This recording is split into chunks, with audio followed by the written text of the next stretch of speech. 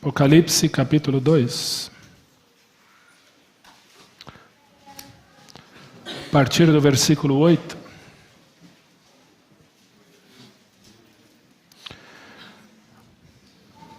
Quero convidar você a ler esse texto comigo, em voz alta. Apocalipse 2, 8 a 11. Leiamos. Ao anjo da igreja em Esmirna escreve: essas coisas diz o primeiro e o último, que esteve morto e tornou a viver. Conheço a tua tribulação, a tua pobreza, mas tu és rico, e a blasfêmia dos que a si mesmos se declaram judeus, e não são, sendo antes sinagoga de Satanás. Não temas as coisas que tens de sofrer. Eis que o diabo está para lançar em prisão algum dentre vós, para ser dispostos à prova, e tereis tribulação de 10 dias. Sê fiel até a morte, e dar-te-ei a coroa da vida. Quem tem ouvidos, ouça o que o Espírito diz às igrejas. O vencedor, de nenhum modo, sofrerá dano da segunda morte. Pai, nós te agradecemos pela tua palavra. Te agradecemos, Pai, porque podemos aprender um pouco de ti e daquilo que tu tens, Senhor, para a tua igreja.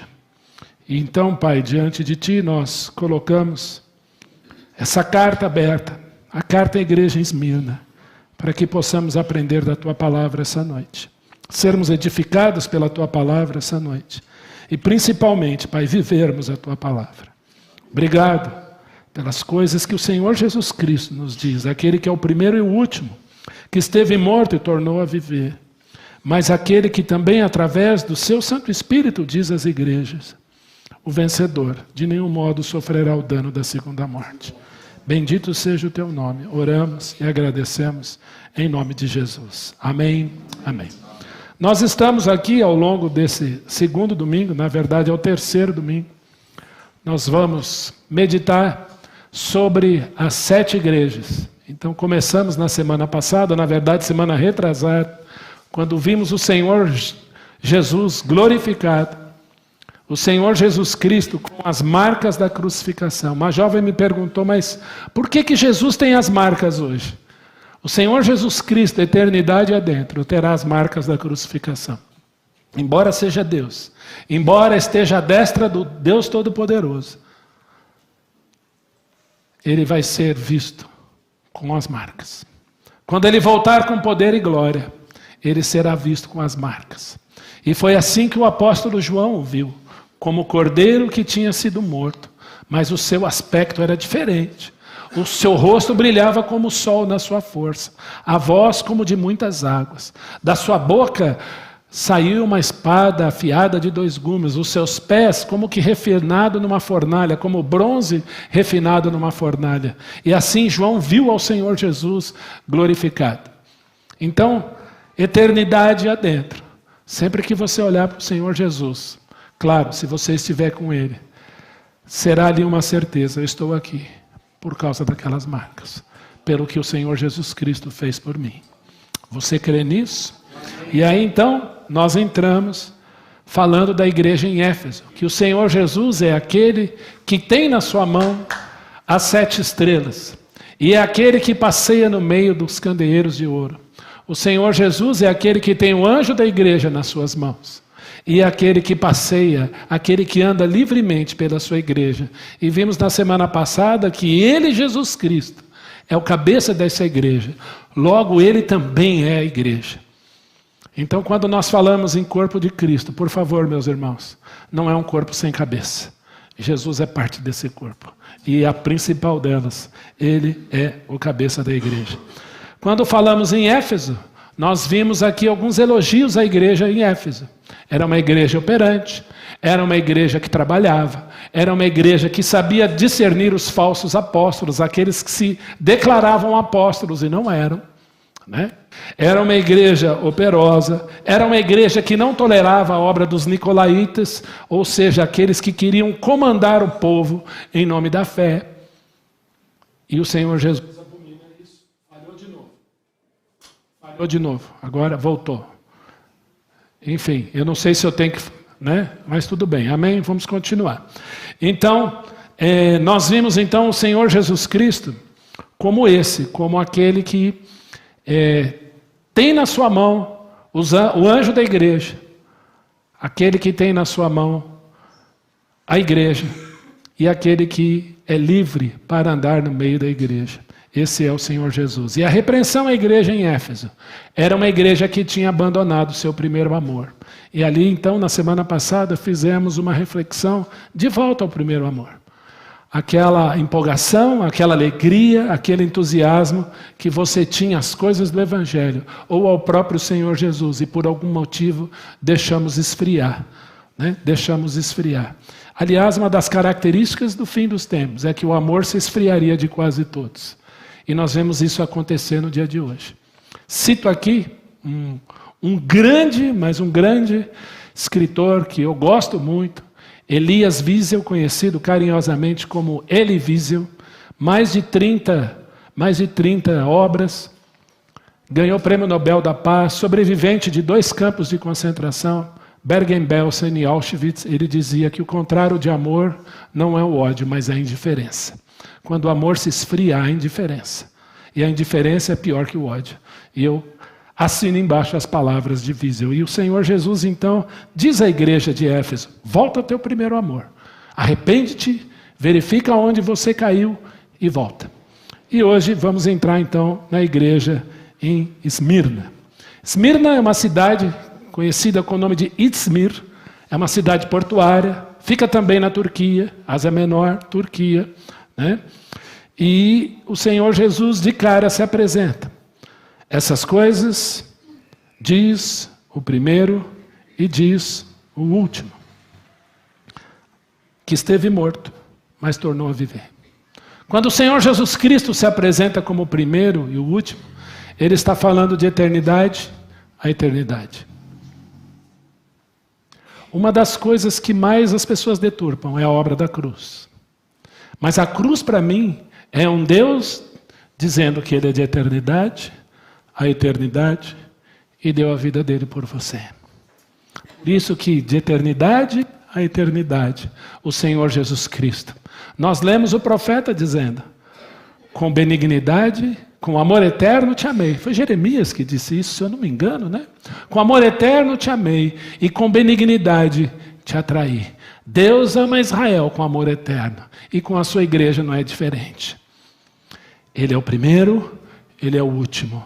Ele é o alfa, Ele é o ômega. Ele é de eternidade a eternidade, o eu sou. Deus verdadeiro. Mas é interessante que o texto diz que Ele esteve morto. O Deus que é de eternidade a eternidade.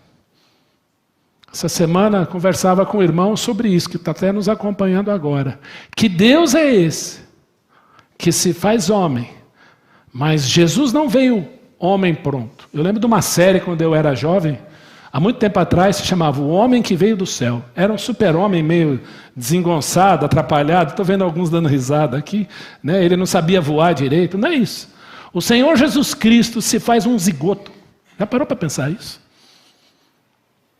Se te perguntarem quando começa a vida não começa quando a criança faz nhé e nasce. A vida começa quando a semente masculina fecunda o óvulo. Aí já tem vida. A mamãe nem sabe. Alguns dias depois começa a sentir um enjoo. Começa a sentir, às vezes, uma azia. Começa a ficar estranha. Começa a dormir bastante. Não é assim? Né, Núria? Então nós vemos o Senhor se fazendo homem no ventre de uma mulher. Esse Deus se faz bebê, ele chora, ele tem que ser cuidado, ele tem que ser limpo pela sua mãe. Ele cresce, aprende obediência. Com 12 anos, ao completar 12 anos, o Senhor Jesus vai para Jerusalém. Quando Jesus nasceu? Qual é o aniversário de Jesus? Presta atenção. Quando que Jesus foi para Jerusalém pela primeira vez? Com 12 anos? Ao completar 12 anos, Jesus foi para onde? Para Jerusalém. Por ocasião de uma festa. Que festa? Páscoa. Então Jesus não nasceu em dezembro. Provavelmente o Senhor Jesus vai nascer em algum momento perto de março e abril, porque ele completa 12 anos, vai para Jerusalém para a Páscoa. Para pensar nisso. E ali então ele deixa os fariseus, ele deixa ali os sacerdotes, eles deixam aqueles que trabalham no templo extasiados pela sua sabedoria, ao ponto de se perder da família. E ele diz para a mãe: não me convém estar na casa de meu pai? E o Senhor Jesus é submisso ao pai e à mãe, e diz a Escritura que o Senhor Jesus lhes era sujeito até que ele se apresenta a João Batista para que se cumpra a lei, e ele é batizado. E ali então Jesus começa o seu ministério. Que Deus é esse que se faz homem até os 30 anos, está sujeito a um pai e uma mãe, trabalhando como carpinteiro? Marcos identifica Jesus como carpinteiro. Não filho do carpinteiro, mas carpinteiro. Esse é Jesus de Nazaré.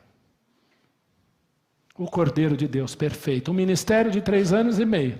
E Jesus é crucificado, esteve morto, mas tornou a viver. E ele vai dizer o seguinte: povo de Esmirna, igreja em Esmirna, presta atenção. Conheço a tua tribulação, Esmirna. Conheço a tua tribulação. Você é uma igreja atribulada. Era uma igreja pobre. O que é uma igreja pobre?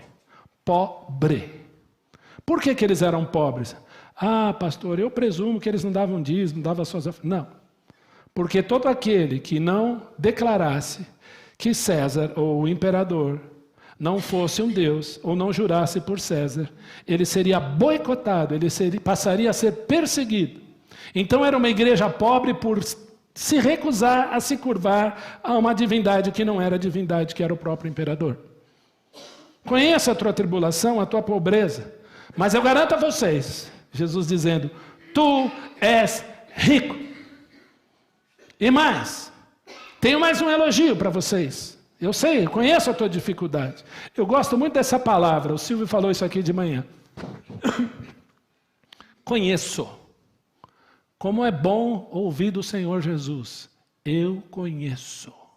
Em inglês nós temos um verbo para o verbo conhecer e o verbo saber. E eu gosto, o verbo know. Know quer dizer eu conheço e eu sei. Eu imagino o Senhor Jesus as duas coisas. Ele sabe e ele conhece a igreja. E mais, eu conheço a tua tribulação, eu conheço o teu sofrimento, conheço a tua pobreza, e eu sei que vocês estão padecendo, mas tu és rico. Nem sabes, mas tu és rico. E mais, a blasfêmia dos que a si mesmos se declaram judeus e não são. Nós vemos aqui que a igreja em Esmirna, a igreja sofredora, Esmirna, sofredora, igreja portuária, rota para a Índia, para a Pérsia, Roma. Haviam judeus em Esmirna, mas eles não eram religiosos, eles não eram adoradores, eles estavam preocupados com riquezas. A igreja em Esmirna se recusou a se dobrar diante do imperador, e por não fazê-lo, passou por privações e também por perseguições. Nos dias de Diocleciano, imperador, ele mandou queimar todas as escrituras que haviam em Esmirna, todas as bíblias, todos os rolos que haviam em Esmirna. Nós sabemos pela história que no ano 156, Policarpo, que era um bispo de Esmirna, foi queimado em estaca, em praça pública, em Esmirna. Presta atenção, o bispo de Esmirna foi executado pela sua fé. E sabe o que ele disse? Enquanto ele estava indo para morrer. Presta atenção no que ele disse. Há 86 anos, sirvo a Cristo. E Cristo nunca me fez mal. Como quereis que eu negue meu Deus e o meu Salvador? Se quereis que eu jure por César, a minha resposta é: eu sou cristão. E se não quiser saber o que significa ser cristão, me dá um tempo e me escute. todos os apóstolos, todos eles foram martirizados por sua fé. Os pais da igreja também foram, na sua grande maioria, perseguidos, e muitos foram mortos. O bispo de Esmirna foi morto. Esmirna tinha um problema. E os crentes ali identificavam aqueles que se declaravam judeus e não são. Eu gostaria de dizer para você que isso não é novidade. Uma igreja que havia pessoas que se declaravam judeus. Ah, eu sou judeu. Acho que eu já contei isso aqui. Uma vez eu vi um rapaz, narigudão, dos olhos azul, loiro, com uma estrela de Davi pendurada. Eu falei, deve ser um judeu. E eu falei em hebraico com ele. Atai Yehudi? Ele, quem? Atai Yehudi? Eu não sei o que você está falando. Você está falando em línguas? Não. Eu perguntei em hebraico se você é judeu. Ele falou, não. Eu sou judeu da nova dispensação. Eu falei, meu Deus, o que é isso? Como que é um judeu da nova dispensação? Judeu é judeu. E ali em Esmirna havia gente que se declarava judeu e não era. Desculpa, eu não conheço nenhum texto bíblico que diz que você é judeu, a não ser que você seja judeu, tenha nascido judeu. Ah, então agora eu sou judeu espiritual, eu sou Israel. Gente, presta atenção. Esmirna sofre aqui do Senhor Jesus um elogio, ganha um elogio, porque soube discernir aqueles que se declaravam judeus e não eram. A posição da igreja do Senhor Jesus Cristo, dos salvos em Cristo, composta de judeus e gentios. Judeus, Pedro, Paulo, Barnabé, eram todos judeus. Mateus, Marcos, Lucas, João, no barquinho, todos eram judeus. Aí depois nós ouvimos lá que um tal de Cornélio, lá em Cesareia Marítima, estivemos lá, né, Marcão? Lá em Cesareia Marítima, começa a clamar, e ali então um gentil se converte. E Pedro é levado para lá, e quando ele vê então que o Espírito Santo de Deus para sobre os gentios, ele agora é sobre os gentios também, teve que engolir, porque ele era um bom judeu. E a igreja então de Cristo, ela é composta por judeus que creem em Jesus, em Yeshua como Messias, e nós que cremos no Senhor Jesus Cristo como nosso Senhor e Salvador, formamos um só corpo. Então você quer ter bênção? Conheça o Deus de Israel. Ele se chama Jesus de Nazaré. Amém. E vamos orar para que outros israelitas o conheçam. Por isso que a gente prega para eles. Você mora ali em região de Genópolis, começa a orar. Gente, eu vejo o israelita passando, vejo o kippah, eu já oro. Senhor, prega para ele, fala com ele. E eu tive a oportunidade de pregar para muitos. E ainda tem. E que o Senhor me mande mais. Esse era um elogio para Esmirna. Há pessoas ali se declarando judeus e não são. E os achastes mentirosos, são mentirosos. Olha aí, mas na verdade não só são mentirosos, como sinagoga de Satanás. Que palavra pesada. São símbolos de adoração falsa que Deus abomina. Sinagoga de Satanás. Paulo vai escrever aos Gálatas. Eu creio que o Senhor levanta Paulo para escrever Hebreus, embora alguns tropecem nisso, nós não sabemos, podemos cravar, foi, não é? Mas eu creio que foi. E o livro de Gálatas, o livro de Hebreus, mostram exatamente coisas parecidas, que todos os ritos do Antigo Testamento apontavam para Cristo, para o Salvador, para Jesus de Nazaré. E Paulo vai dizer aos Gálatas, se alguém vier aqui pregar outro evangelho, que não seja o evangelho do Senhor Jesus Cristo, seja maldito, porque a igreja na galáxia queria judaizar a igreja. É anátema, é maldição. Então se declarar judeu, sem ser, é sinagoga de Satanás. Está escrito aqui. Então vamos judaizar a igreja, vamos judaizar a igreja, vamos judaizar a igreja. Meus irmãos, tudo aquilo que está lá é para eles. Você está com alguma dúvida? Eu prefiro mostrar na Bíblia, porque a Bíblia tem que ter autoridade, não o Ion falando. Coloca o seu dedinho aí em Apocalipse. Se perder não tem problema, é o último livro da Bíblia. Vamos lá, em Romanos, capítulo 9. Versículo 4 e 5. Olha aí, presta atenção. São israelitas. Quem está falando isso? Espírito Santo de Deus através do apóstolo Paulo. São israelitas. Pertencem-lhes à adoção e também à glória, às alianças, à lei, o culto, as promessas. Deles são Abraão, Isaque e Jacó. Também deles descende o Messias, segundo a carne, Cristo Jesus, o qual é sobre todos Deus bendito para todos sempre. Amém. O que sobrou para mim? Uma palavrinha de 5 letras chamada graça. A todos quantos o receberam, deu-lhes o poder de serem feitos filhos de Deus, a saber, aos que creem no seu nome. Vamos voltar lá para Apocalipse. É o último livro da Bíblia, hein? Vamos lá. Esmirna. Conheço a tua tribulação, Esmirna. Versículo 10. Não temas as coisas que tens de sofrer. Não temas as coisas que tens de sofrer, Esmirna.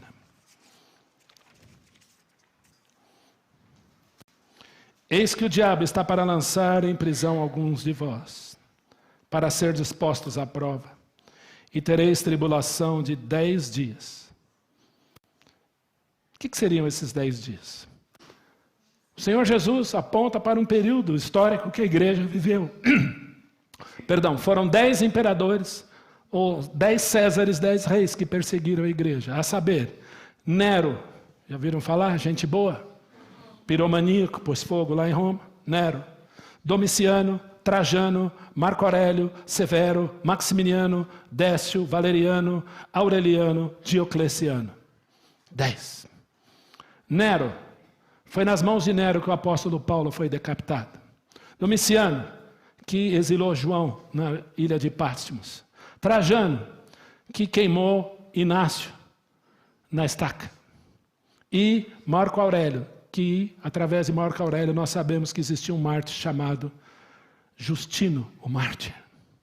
E eu queria falar com você sobre mártir. Não bastassem os 10 reis tiranos da história de Roma. Tiranos recentes se levantaram ao longo da história. Eu vou citar aqui alguns. Mao Tse Tung, já ouviram falar? Quantas pessoas Mao Tse Tung matou? Nós não temos uma estatística.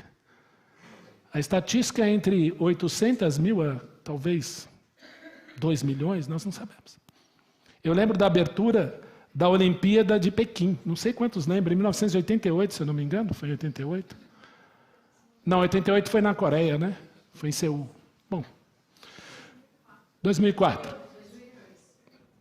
Na abertura, eles foram contando a história da China. Aliás, a China é citada na Bíblia em Gênesis 10, 17. Foram contando a história da China, uma das nações mais antigas que existe. E quando chega no período de Mao Tse Tung, eles não fizeram nada.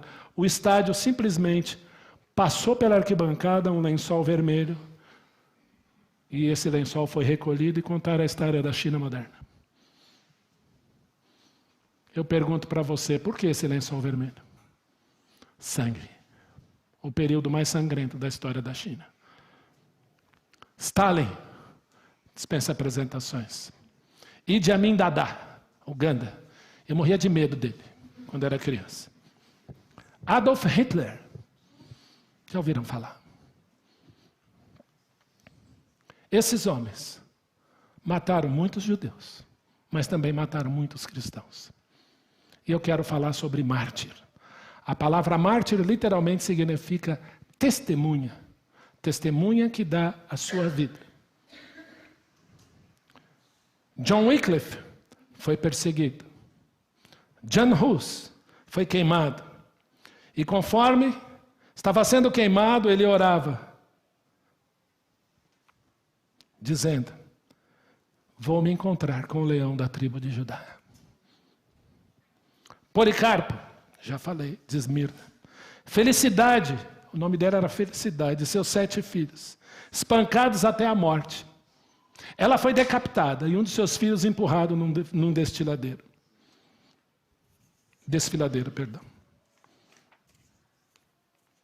Perpétua, morta à espada, ainda jovem, pela sua fé em Jesus. Bispo Basílio foi executado. Artêmio, comandante romano, pela sua fé em Jesus, foi decapitado. Hermenegildo, imagina, pela sua fé em Jesus, foi assassinado pelo próprio pai. Kilian, assassinado. Jerônimo Savonarola foi enforcado e queimado em Florença, na Itália, pela sua fé em Jesus. Jerônimo de Praga, ao morrer queimado, enquanto era queimado, bradou: a ti entrego a minha alma em chamas, ó Cristo.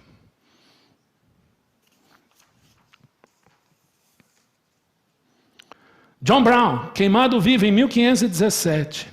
Thomas Mann, queimado vivo em Londres em 1519.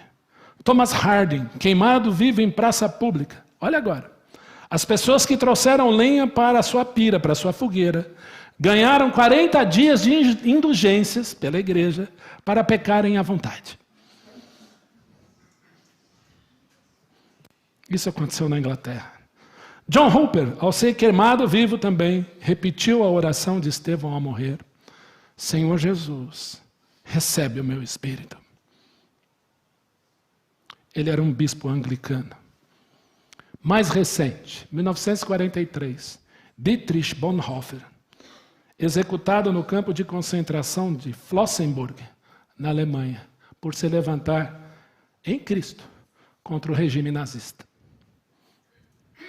O jovem Cho, na Coreia, enterrado vivo com sua família, ao pregar o evangelho lá. Ao ver as suas crianças chorando, junto com ele, sendo enterradas vivas. Ele disse: não chorem, meus filhos, daqui a pouco vamos jantar com Jesus no céu.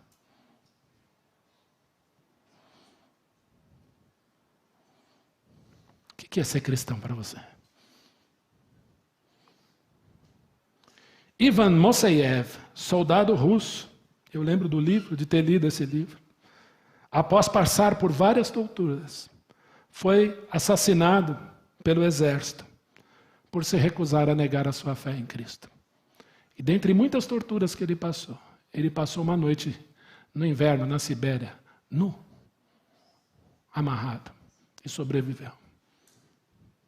Ele escreveu, pouco antes de morrer, uma carta para sua irmã, e eu leio um trechinho pequenininho da carta. Esta luta é de Cristo. Não sei se Ivan voltará dela, pois Cristo hoje saiu para a peleja. O aumento de cristãos mortos pelo mundo hoje subiu 60%, segundo a missão Portas Abertas. Em 2021, Portas Abertas relatou 4.761 mortos pela causa do Evangelho. E desde o início desse milênio, no início desse milênio, 160 mil. Hoje, há 4.277 presos no mundo pela fé em Cristo Jesus. Esse é o crime deles. A cada 5 minutos no mundo, um cristão é perseguido ou morto. Quanto vale a vida de um cristão? Quanto vale a sua fé? 4.488 igrejas foram atacadas em 2021. Ou queimadas, ou apedrejadas. E eu sempre deixo essa pergunta: qual é o melhor argumento da nossa fé? E então nós lemos aqui o Senhor Jesus dizendo: não temas as coisas que tens de sofrer. O diabo está para lançar em prisão alguns de vós, para ser dispostos à prova. E tereis tribulação de 10 dias, de 10 imperadores. Como ouvimos com Silvio aqui essa manhã, qual foi o elogio de Esmirna? Alguns. Qual foi a repreensão? Nenhuma. E aí então, vou parafrasear aqui o diácono Silvio. Você é Éfeso? Você é Laodiceia? A igreja que Jesus está do lado de fora, e nós vamos ver aqui, batendo na porta para poder entrar. Ou você é Esmirna? Nós estamos vivendo uma época que não só as teologias, mas o próprio cristianismo está sendo colocado à prova. Quem é você na sua escola? Quem é você no seu trabalho? O Senhor Jesus tem chamado você à fidelidade, a dar a razão da sua fé. Por muitas vezes eu temi, e eu temi mesmo. Porque ao professar a fé, ao ensinar, ao falar do amor do Senhor Jesus, pessoas se levantaram e bateram de frente. E não foi uma, e não foram 2 vezes, nem 3, foram muitas. Em alguns momentos eu temi. E eu sei que cada um aqui tem uma história para contar. O que é ser cristão de fato? Mas o Senhor Jesus disse à igreja em Esmirna: "Sê fiel até a morte, e dar-te-ei a coroa da vida." Eu lembro quando eu era criança, eu cantava isso. Era um cântico que eu aprendi lá em Manhuaçu. Sê fiel até a morte, sê fiel até a morte, e eu te darei a coroa da vida. Sê fiel, era assim, né? A gente cantava, as crianças. Mas depois você vai estudar as línguas originais, vai estudar um pouco de grego, vai lá sofrer, né? Pegar a 2ª divisão, a série B do grego, né? Aqueles que não tiraram nota vão ter que estudar, fazer, né? Chegar mais cedo no seminário, e ali a gente fazia exercício, as declinações. Gente, era um sofrimento. Mas depois a gente começa a ler, entender um pouquinho, e nós lemos que não é ser fiel até você morrer, mas é ser fiel mesmo em face da morte, se isso se custar a tua vida. Ser fiel.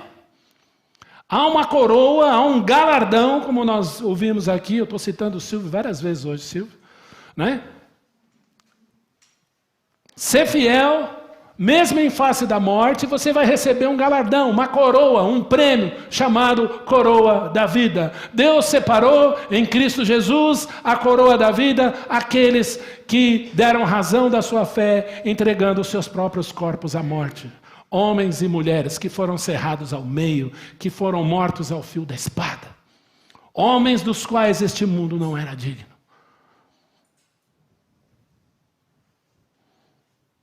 E aí o texto termina dizendo: quem tem ouvido, ouça o que o Espírito diz às igrejas.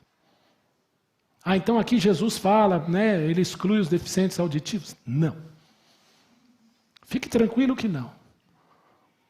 Quem tem ouvido, vai ser no braille, aquele que tiver capacidade de ouvir e entender o que o Senhor Jesus quer dizer. Ouça o que o Espírito diz às igrejas. Essas palavras não são minhas. Há muito tempo eu não pregava em série, mas agora nós vamos seriar. O que Jesus deseja dizer à sua igreja? Igreja do Senhor Jesus Cristo, tempos difíceis estão à frente. E você tem que estar firme. Leia a tua Bíblia. Ore. Quando cansar, lava o rosto. Vai orar de novo. Cansei de ler a Bíblia, dormi. Acordei de madrugada. Leia a sua Bíblia. Eu li esse texto 1277 vezes. Eu falei: Senhor, eu não estou pronto para falar dele. Mas leia. Porque nós vamos viver tempos difíceis. Está ficando difícil ser cristão. Está difícil manter os valores cristãos. Voltou? Não, vou pegar o outro, tá? Som, vamos por aqui. Está difícil manter os nossos valores inegociáveis. Está difícil. E eu quero convidar você a ter convicção bíblica. Porque tempos difíceis virão. O Senhor Jesus não mascarou a verdade. Quem tem ouvido, ouça o que o Espírito diz às igrejas. O vencedor. Espero que você se lembre que em Cristo você é mais que vencedor. De nenhum modo sofrerá o dano da segunda morte. Como é que eu posso ter certeza disso, pastor? Quem ouve a minha palavra, crê naquele que me enviou, tem a vida eterna. Não entra em juízo, mas passou da morte para a vida. Nenhuma condenação há para aqueles que estão em Cristo Jesus. Quem nos separará do amor de Cristo? Será tribulação, angústia, perseguição, fome, perigo, nudez, espada, porque eu estou bem certo que nem há morte, Nem a vida, nem anjos, nem principados, nem coisas do presente, nem do poder, nem altura, nem profundidade, nem qualquer outra criatura poderá me separar do amor de Deus que está em Cristo Jesus, o nosso Senhor. Meu querido, essas palavras são muito diretas. O Senhor Jesus está chamando você a um compromisso firme com Ele, nos dias difíceis que estão à frente. Então, não negligencie a fé, a caminhada com Jesus, porque passamos da morte para a vida. Eu olho para esses homens que eu citei aqui, lendo o texto de Hebreus, homens dos quais o mundo não era digno. Eu sinto vergonha de ser crente em 2023. Senhor Jesus, eu preciso olhar para Ti como o autor e consumador da minha fé.